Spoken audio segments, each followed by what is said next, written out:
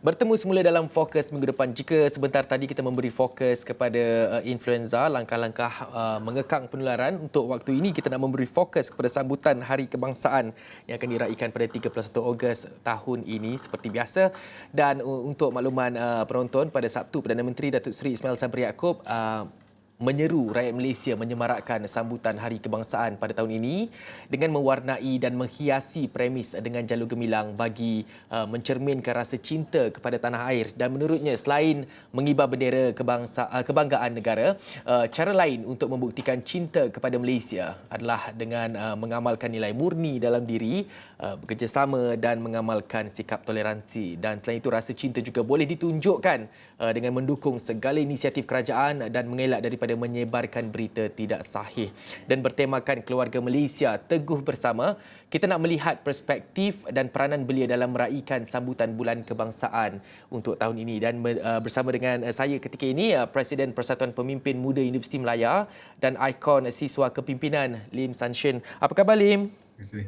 Khabar baik, terima kasih. Baik. Okay, terima kasih kerana sudi bersama dengan kami untuk waktu ini. Baiklah, untuk waktu ini saya mungkin nak memberi fokus kepada peranan belia itu sendiri. Jadi dalam mendepani situasi dan juga banyak benda yang berlaku di seluruh dunia ketika ini. Jadi bagaimana anda melihat peranan belia dalam mengukuhkan keharmonian sempena dengan Bulan Kebangsaan tahun ini? Okey, terima kasih Encik Syaf.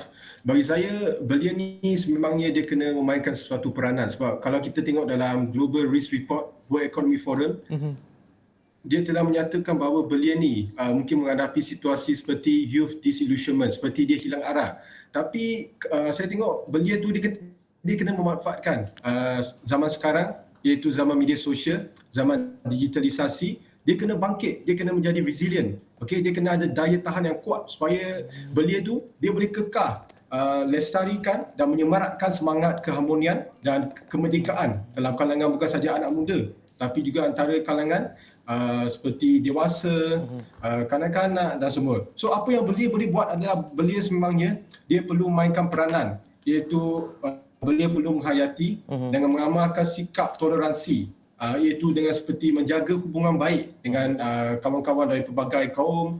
Dan kita tahu tak kenal maka tak cinta kan. Betul. So, belia tu dia sememangnya dia kena kenal lagi banyak kawan, bukan saja golongan dia saja, tapi dia kena dengan Melayu, Cina, India, Sabah, Sarawak, semua dia kena kenal. So bukan itu saja, kita pun tahu belia dia boleh mempromosikan aktiviti-aktiviti kerajaan melalui seperti media sosial seperti TikTok, Instagram Story dan sebagainya. So itulah yang belia boleh tolong kerajaan untuk menyemarakkan semangat cinta akan negara. Dan belia juga boleh berkongsi idea mereka dengan menulis artikel seperti dalam bentuk commentary ataupun opinion ad tu. So mereka hantarlah kepada media sosial mereka, blogspot mereka ataupun surat khabar kepada media-media. So idea mereka dapat dikongsi dan fikiran mereka dapat dihargai oleh kerajaan. Contohnya mereka boleh melontarkan idea cadangan kepada kerajaan, macam mana kita boleh memartabatkan peranan belia dalam pembangunan negara. Okey, so itulah yang belia boleh buat. Bukan itu saja, kita pun tahu baru-baru ni Malaysia ada menang pingat emas dekat Birmingham, okey, Sukan Commonwealth. So itulah antara cara yang belia boleh buat, iaitu menyertai pertandingan-pertandingan program yang berimpak supaya mereka dapat mewakili Malaysia dan bangkat nama Malaysia, image baik Malaysia ke peringkat yang tertinggi, iaitu peringkat antarabangsa kalau boleh. Lepas tu mereka kena banggakan nama Malaysia dengan menang pertandingan, dengan memberikan persembahan yang terbaik. So itulah cadangan saya kepada belia, mereka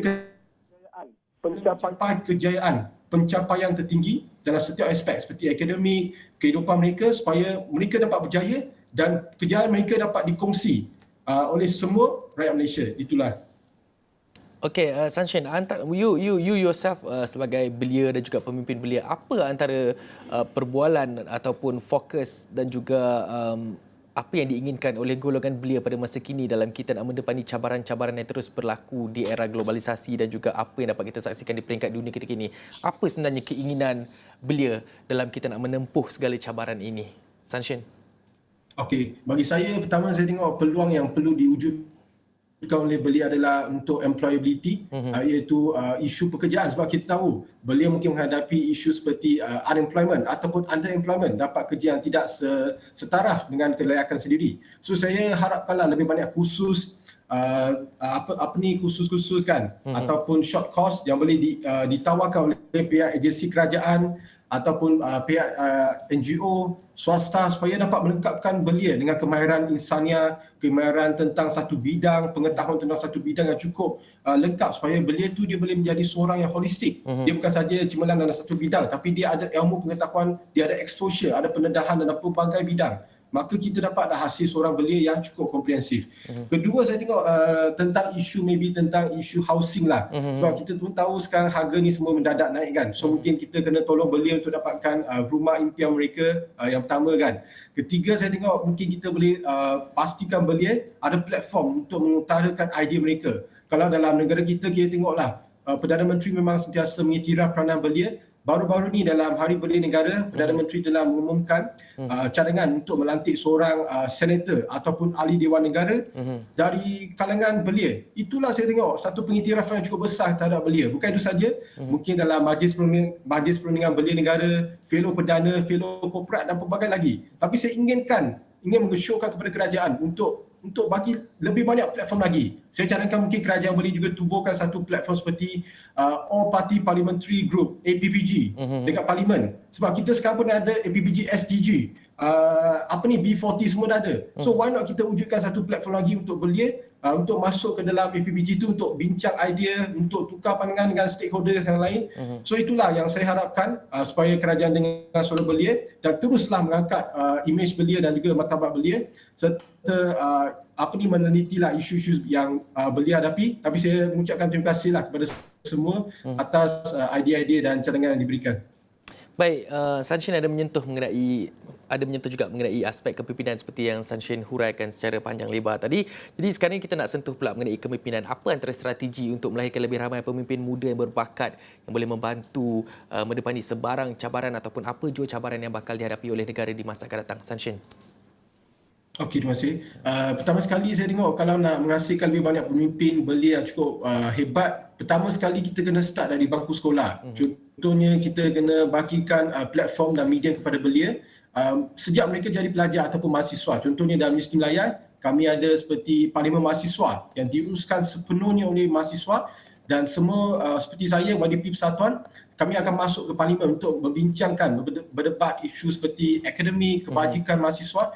Saya tengok itulah platform untuk kita mengasah bakat kepimpinan, untuk melatih belia untuk mengutarakan idea, untuk berdiskusi secara profesional. Kedua, untuk kita bertahu sebab kita ada undi 18, so kita kena pastikan setiap kampus ada campus selection, iaitu semua pelajar, mahasiswa boleh berpartisipasi, boleh menyertai campus selection sebagai seorang calon ataupun sebagai seorang pengundi saja. So mereka tahulah, dapat pendedahan tentang sistem demokrasi berparlimen yang diamalkan oleh Malaysia dan mereka akan terus menjunjung semangat demokrasi berparlimen dengan sentiasa menghormati undang-undang. Dan ketiga, untuk melahirkan pemimpin yang lebih beramai, kita kena bagikan lebih banyak platform lah seperti yang saya utarakan kepada belia, seperti dalam pelbagai program, fellow perdana dan sebagainya. So kita kena utamakan suara belia dalam pelbagai platform dan bukan kita perlu utamakan suara mereka saja, kita kena translate their ideas into reality. Kita kena menterjemahkan idea-idea mereka untuk menjadi reality seperti dalam kertas polisi, seperti dalam rang-rang undang-undang yang dibentangkan kepada Parlimen supaya suara belia itu memang dihormati dan diangkat sentiasa. Dan untuk memastikan belia ni sentiasa kompetensi yang tinggi kan, kemahiran tinggi semua. So kerajaan juga perlu berkolaborasi dengan semua IPTA, IPTS dan juga institusi pendidikan, biar dari sekolah rendah ke tinggi, mereka kena pastikan silabus ataupun sukatan pelajaran tu sememangnya holistik dan dia kena simak sukatan tu setiap kalau bolehlah setiap 5 tahun ataupun setiap 10 tahun supaya pastikan silabus yang kita belajar tu adalah relevan dengan kehendak industri dan juga dengan kehendak pasaran yang kita mahu sertai seperti bisnes, law dan sebagainya. Dan juga tidak ada salah pun kalau kita belajar dari negara lain seperti dalam United Kingdom ke dan pelbagai negara supaya kita dapat ilmu tu, kita dapat menjadi seorang graduan yang holistik, berkemahiran tinggi, berciri keusahawanan dan seimbang sebagaimana dalam Lonjakan 1 kan, Pelan Pembangunan Pendidikan tinggi 2015 sampai 2025. Dan itulah, bukan itu saja seperti yang Encik Syah pun sebut tadi kan pada permulaan interview ni, kita pun kena serapkan nilai-nilai murni yang cemerlang, sikap-sikap terpuji dalam pelajar. So kita tak boleh tidak mengindahkan aspek ni. Kita kena pastikan pelajar pun ada nilai agama, nilai-nilai murni yang baik supaya jati diri mereka tidak akan terhakis oleh pembangunan zaman yang cukup moden ni kan. So mereka kena tahan nafsu, mereka kena sentiasa minat untuk belajar agama dan nilai-nilai murni supaya mereka dapat menjadi seorang insan yang cemerlang dan dapat berbaktilah kepada negara dan agama dan masyarakat. Itu saja. Baik, soalan saya terakhir mungkin secara ringkasnya Sanshin. Jadi kita dah bercakap banyak mengenai soal kepimpinan dan juga peranan-peranan belia dalam meraihkan sambutan Bulan Kebangsaan ini, dan terakhir saya nak tanya, apa antara yang boleh dijadikan sebagai satu pengisian yang menarik yang boleh dilakukan oleh belia dengan kerjasama di peringkat kementerian, mana-mana kementerian yang terlibat dalam kita nak memeriahkan pengisian Bulan Kemerdekaan ini? Sanshin, secara ringkasnya Sanshin. Okey, terima kasih. Okey, last tu saya tengok apa yang boleh buat sekali adalah seperti pertandingan TikTok. Kita boleh buat pertandingan TikTok tentang informasi menarik tentang Malaysia, seperti sejarah Malaysia, tokoh-tokoh pahlawan di Malaysia kan, ataupun tentang tempat-tempat pelancongan di Malaysia, supaya rakyat Malaysia dan rakyat di luar negara dapat melancong ke Malaysia dan juga supportlah local product tu. So first saya cadangkan supaya kita buat pertandingan TikTok supaya kita dapat memperkenalkanlah tempat-tempat yang terbaik di Malaysia kepada dunia. Kedua, kita boleh buatlah seperti pertandingan puisi, sajak, tapi dalam bentuk yang lebih moden supaya lebih banyak pemimpin belia kan, mahasiswa, pelajar, dia dapat tertariklah dengan pertandingan yang ditawarkan, seperti pertandingan membuat puisi tentang tokoh-tokoh di Malaysia. Betul. Ataupun tentang jasa yang telah dibuat oleh pemimpin-pemimpin sekarang. So itulah yang saya rasa agak menarik. Ataupun ketiga, kita boleh buat marathon ataupun run for Merdeka. Why not kan? Ataupun kita boleh buat something tentang pertandingan seperti Fiesta Sukan Malaysia. Baik.